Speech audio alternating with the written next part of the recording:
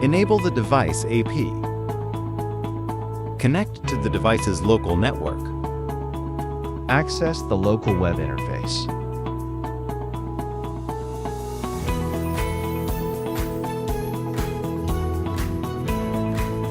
Enter the local account and password to log in.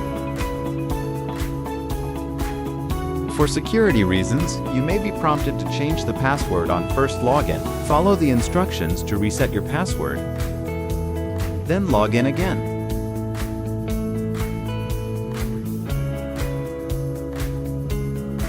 After successful login, go to the Network section. Select the IDC based on your location. Select the corresponding CNI IDC based on the same regional rules above. Configure AP address and key. You can manually enter the router address or click Find AP to automatically detect it. Then enter the router key.